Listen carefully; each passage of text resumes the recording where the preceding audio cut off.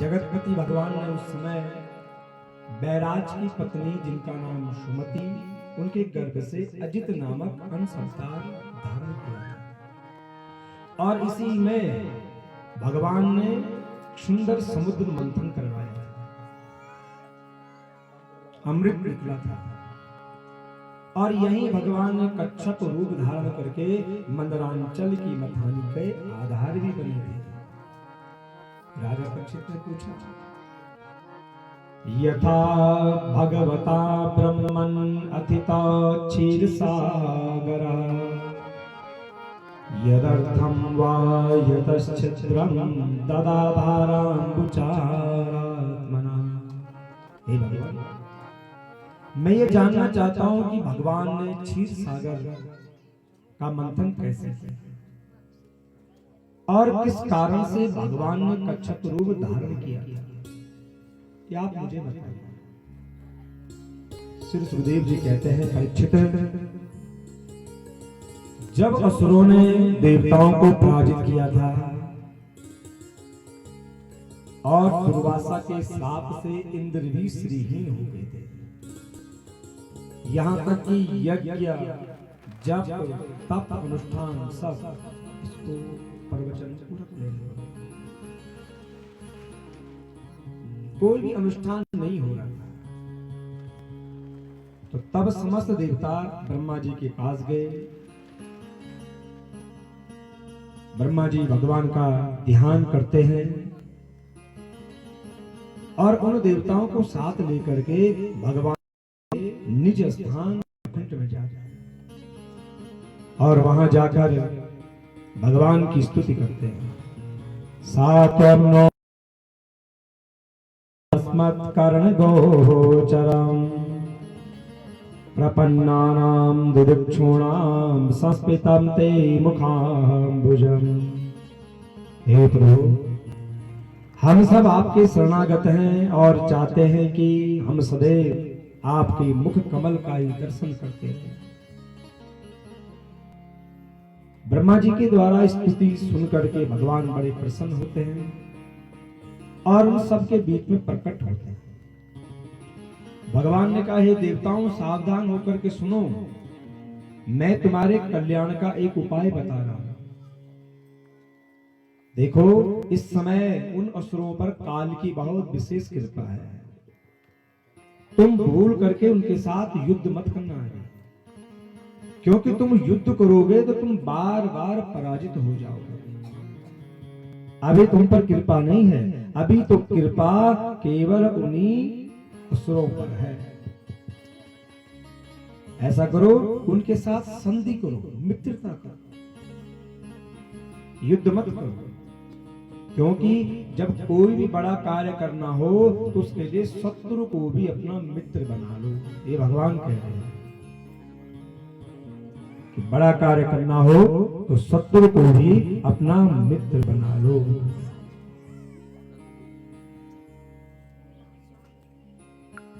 और क्या करना है तुमने?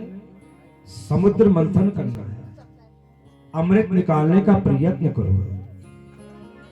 जिस अमृत को पीने से प्राणी अजर अमर हो जाता है। सबसे पहले तुम लोग क्षीर सागर में घास डालना, औषधि डालना और मंदरांचल की मथानी से, बासुकी नाग की नीति से और मेरी सहायता से समुद्र मंथन करना। और हे देवताओं, सुनो, इस कार्य को शांति पूर्वक करना, इसमें कोई भी झगड़ा न करना, न किसी से क्रोध करना। सबसे पहले विष निकलेगा, काल को डरना मत, भयम भीत मत होना। भगवान ने इतना कहा, भगवान अंतर्धान।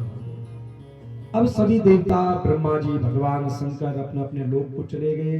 देवराज इंद्र जाते हैं राजा बलि के पास।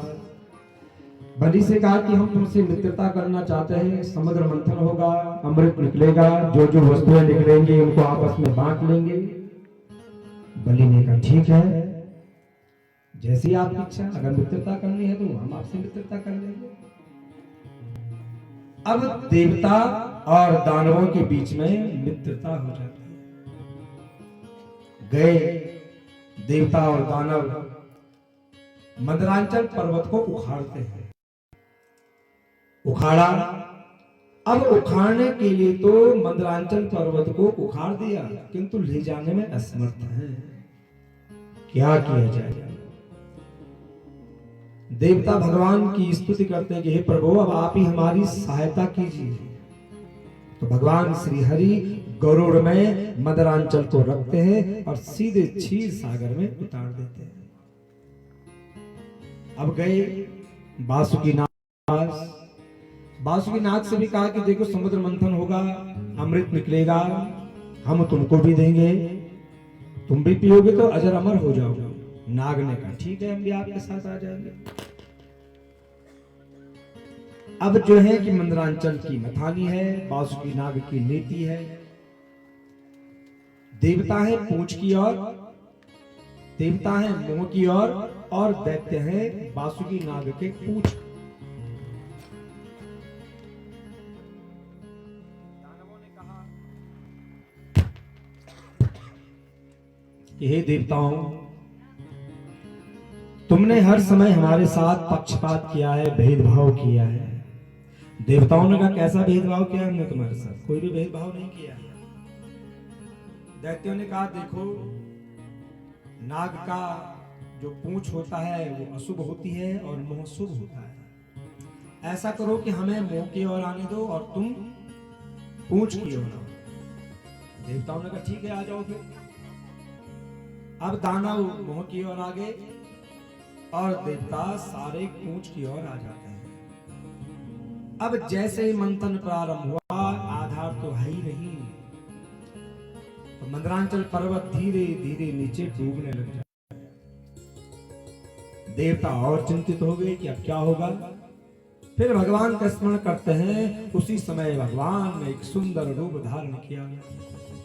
कृत्वा वपुकच्छपम अद्भुतम महत प्रविश्यतो यम गिरिमुज्जहार। अत्यंत विशाल एवं सुंदर कच्छप रूप भगवान धारण करते हैं। बोलो कच्छप भगवान की। अब भगवान ने उस मंदरांचल पर्वत को अपनी पीठ में धारण कर दिया। अब जैसे ही मंथन प्रारंभ होता है, बासुकी नाग की पीठ पर जैसे रगड़ पड़ती है, बड़ी पीड़ा बासुकी नाग को, तो अपना विष बाहर छोड़ते हैं। तो जितने भी दैत्य थे सब निश्चेद हो जाते हैं, देवता भी नहीं बचे। मंथन हुआ तो सबसे पहले निकला कालकूट विष। अब ये विष किसे दिया जाए? सबसे पहले निकलता है ये विष।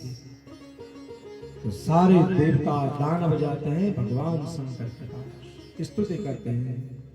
देव देव महादेवा भूतात्मन भूत भावना त्राहिनो शरणापन्ना सलोक्या दहना दिशा।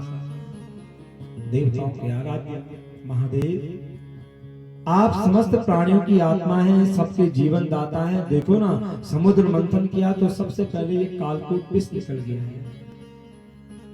बाबा ने देखा सच में ये है, क्या होगा? भगवान ने देखा कि प्रजा पर बहुत बड़ा कष्ट आया है, तो जगदम्बा सती की ओर देखते हैं। माने का चिंता न करो, हम आप में समा गई है, पी लो इसको।